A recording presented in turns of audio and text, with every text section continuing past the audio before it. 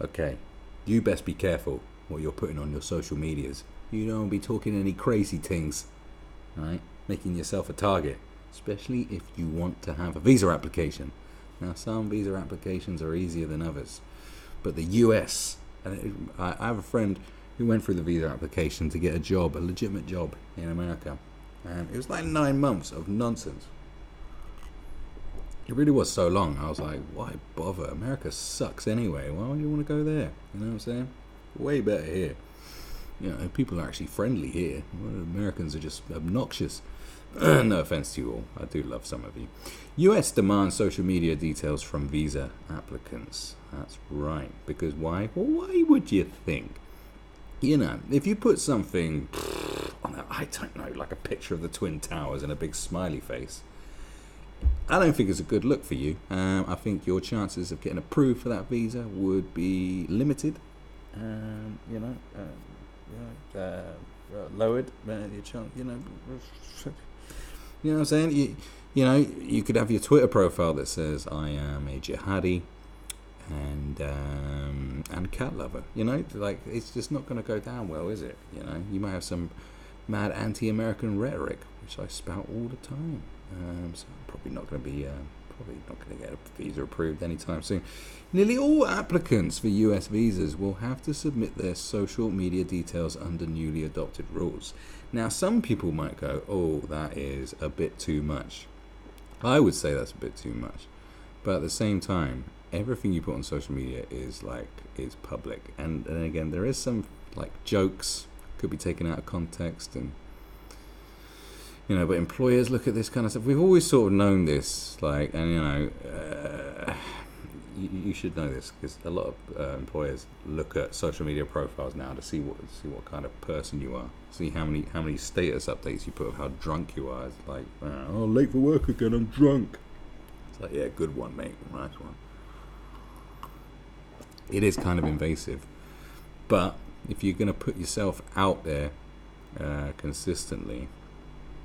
And I don't know, it's a two-way street, isn't it? Way too much information is being taken from social media. Anyway, you can be crucified for something that you said 10 years ago. When, you know, apparently there's no such thing as allowance for growth. You know, you're not allowed to grow as a human being and to change your opinions and to like acquire knowledge over a 10-year period. Apparently, no, that's just you for forever. Probably because the people judging you are just that one-dimensional, that they don't have time to have, you know, they never grew as human beings anyway, so they wouldn't even understand personal growth. It's like, personal what? I don't understand. But, you know, you're going to have to be careful what you be saying about where you're applying. You know, you want to watch some of that fruity talk you got. So, you know, I'm talking, I'm talking about your fruity talk. Be talking some mad things. Maybe your old Death to the West post you did as a joke. Oh, that's not going to go down well, trust me. They're going to be pissed. Anyway, what's it say? The State Department and regulations say people will have to submit social media names and 5 years worth of email addresses and phone... What? 5 years worth of email addresses and phone numbers? What have you changed your phone regular? What? 5 years worth of email addresses and phone numbers, right. Okay.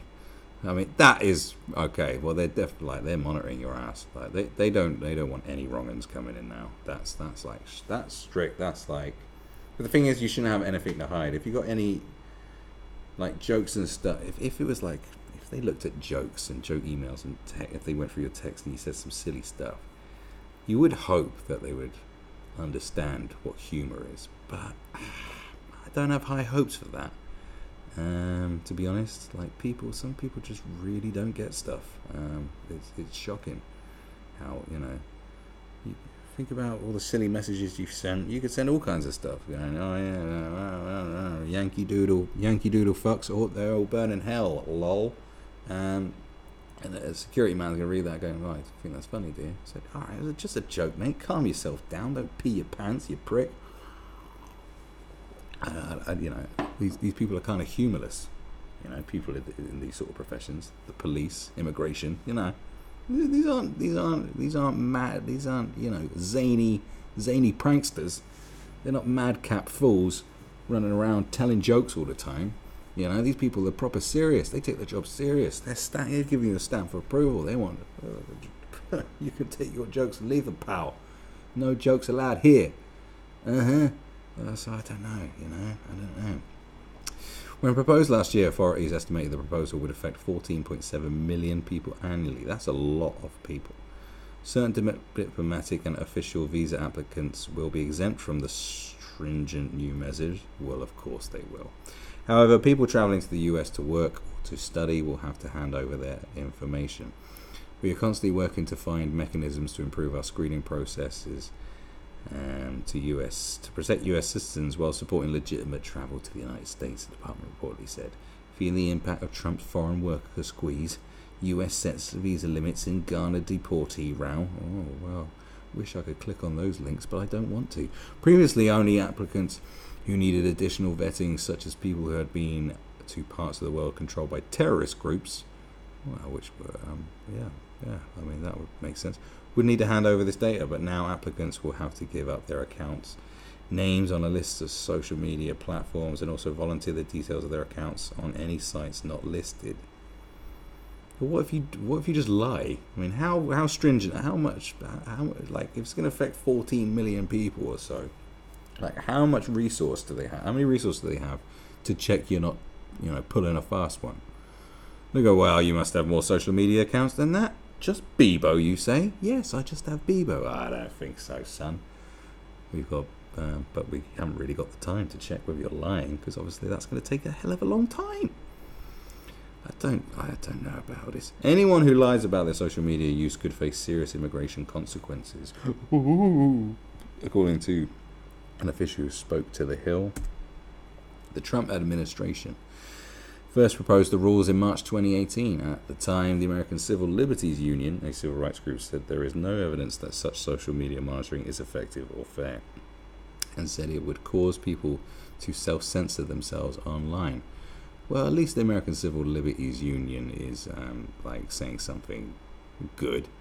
US President Donald Trump made cracking down on immigration a key plank of his election campaign in 2016. Is that supposed to say plank or plan? Is that a key plan or a key plank? What's the plank? Is that a term are we saying plank now for stuff? Plank? Is that the word we're using? Plank? He called for extreme vetting of immigrants before and during his time in the office. On Friday, Mr. Trump vowed to impose gradually rising tariffs on Mexico unless the country curbed illegal immigration at the U.S. southern border. Well, I don't know how effective that's going to be. I don't. And how many man hours is that going to, like, because, well, you'll have to do it through some sort of, there have to be some sort of AI system that's looking for keywords. I mean, they even use that on CVs now, where you hand in a CV and it's literally, they just put it through this machine and that just scans it for the right words. Like, everything's gone retarded. And then, I mean, my God, some of the stuff in mind, there'd be a hell of a lot of keywords there. They'd be like, oh, what the fuck are you up to, son?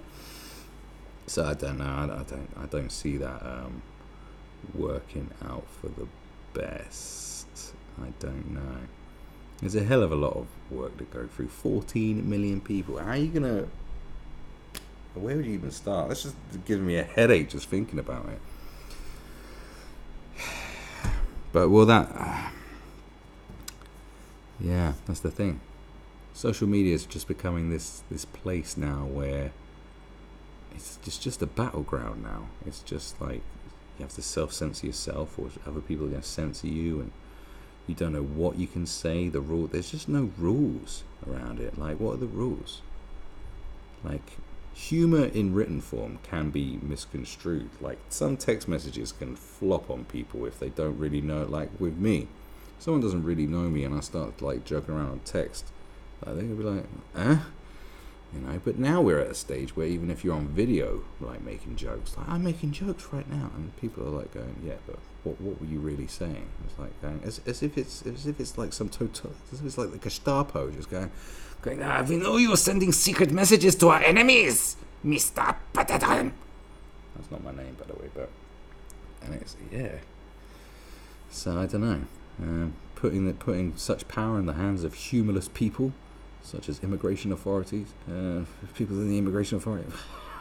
I don't know about all that. I don't see that going down too well, to be honest with you. But then again, who cares? No one wants to go to America anyway. So